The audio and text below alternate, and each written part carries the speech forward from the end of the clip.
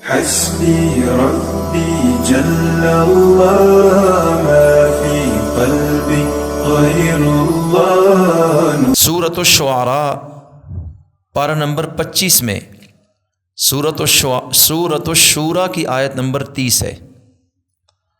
اللہ تعالیٰ فرما رہا ہے وَمَا أَصَابَكُم مِّن مُّصِيبَةٍ فَبِمَا كَسَبَتْ أَيْدِيكُمْ، کہ تمہیں جو بھی مصیبت پہنچتی ہے کس وجہ سے؟ تمہارے اپنے ہاتھوں کی کمائی کی وجہ سے، تمہارے اپنے اعمال اور کرتوتوں کی وجہ سے یہ معاملہ تمہارے ساتھ ہوتا ہے۔ وَيَعْفُو عَنْ كَثِيرٍ،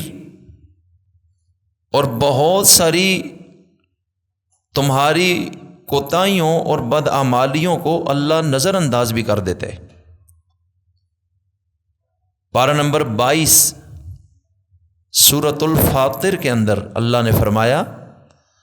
وَلَوْ يُؤَاخِذُ اللَّهُ النَّاسَ بِمَا كَسَبُوا مَا تَرَكَ عَلَى ظَهْرِهَا مِن دَابَّةٍ، کہ اللہ تعالیٰ لوگوں کو ان کے کرتوتوں کی وجہ سے اگر پکڑ لے، انتقام لینے پر آ جائے، تو اس زمین کے فرش پر کسی جاندار کو بھی اللہ زندہ نہ چھوڑے۔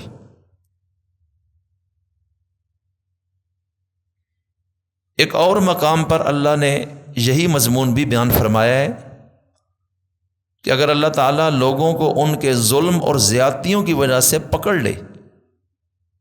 تو زمین پر ایک جانور کو بھی زندہ نہیں چھوڑے گا، لیکن اللہ بہت ساری چیزیں خود نظر انداز کرتا ہے، ورنہ انسان اپنے اعمال کی وجہ سے اس نہج پر پہنچ چکا ہے کہ اللہ اسے تباہ و برباد کر دے۔ اور قرآن کریم میں پارہ نمبر 20 میں سورۃ العنکبوت کی آیت نمبر 40 میں اللہ تعالیٰ نے کچھ مثالیں خود بیان فرمائیں۔ فَكُلًّا أَخَذْنَا بِذَنبِهِ، کہ یہ آخری امت سے پہلے جو امتیں دنیا میں گزری جنہوں نے ہمارے ساتھ ٹکر لی، مقابلہ کیا، ہماری تعلیمات کو چھوڑا اور اسلام پر عمل سے بھاگے، اللہ کہتا ہے ان سب کے سب کو ان کے گناہوں کی وجہ سے ہم نے پکڑا۔ فَمِنْهُمْ مَنْ أَرْسَلْنَا عَلَيْهِ حَاصِبًا، اور ان لوگوں میں سے کچھ لوگ تو ایسے تھے کہ ہم نے جن پر پتھروں والی ہوا برسائی، ایسی ہوا بھیجی جس میں پتھر آ کر ان کو لگتے تھے، اور ہم نے پوری قوم کو ہلاک کر دیا۔ پارہ نمبر 27 میں سورۃ القمر کے دوسرے رکوع میں اللہ تعالیٰ خود اس قوم کا ذکر کر رہے کہ جس قوم پر میں نے پتھر برسائے، ایسی ہوا بھیجی کہ پتھر آ کے لگتے تھے آسمانوں سے۔ اِنَّا أَرْسَلْنَا عَلَيْهِمْ حَاصِبًا إِلَّا آلَ لُوطٍ نَجَّيْنَاهُمْ بِسَحَرٍ، اللہ کہتے ہیں جرم کیا تھا؟ کذبت قوم لوط بالنذر، کہ قوم لوط گندے کام کرتی تھی، ہم جنس پرستی، شرک، ظلم اور زیادتی، ہم نے ان کو سمجھانے کے لیے، برے انجام سے ڈرانے کے لیے اپنے بندے بھیجے۔ حضرت لوط علیہ السلام اس قوم کی طرف آئے، سدوم نام کی بستی تھی شرق اردن میں، اور حضرت لوط علیہ السلام حضرت ابراہیم خلیل اللہ علیہ السلام کے بھتیجے تھے۔ ان کو کہا کہ جا کر ان کو سمجھاؤ انسان بنے، اور یہ جو بے حیائی اور شرک اور زیادتیاں کر رہے ہیں، دنیا میں بد امنی اور فساد پیدا ہو رہے ہیں، اور ہم یہ نہیں چاہتے کہ یہ کام کریں، یہ باز آ جائیں، اور ان کو ڈراؤ کہ اگر تم باز نہیں آؤ گے اور توبہ نہیں کرو گے تو ہم تمہیں انجام تک پہنچا دیں گے۔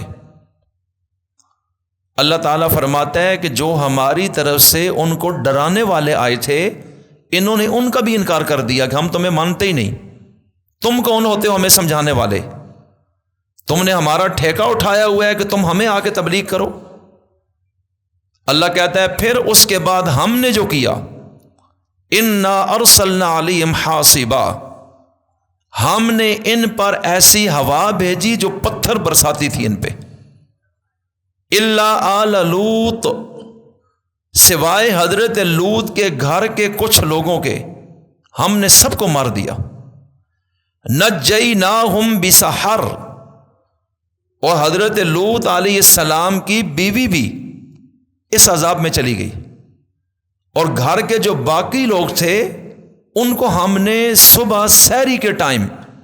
فجر طلوع ہونے سے کچھ پہلے ہم نے بچا لیا، کیونکہ وہ غلط راستے پر نہیں تھے، اور باقی پوری کی پوری قوم کو ہم نے آسمانوں سے پتھر برسا برسا کر ختم کر دیا۔ تو سورہ عنکبوت میں فرمایا کہ کچھ لوگوں کو تو ان کے کرتوتوں کی وجہ سے ہم نے پتھروں کی بارش برسائی، اور سورہ قمر میں فرمایا کہ وہ لوگ قوم لوط کے لوگ تھے۔ القرآن یفسر بعضہ بعضا،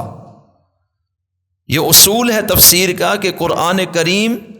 اپنے کسی حصے کی تفسیر دوسرے مقام پر خود کر دیتا ہے، اور یہ تفسیر کا اول درجہ ہوتا ہے، اور سب سے معتبر ترین تفسیر یہی ہے۔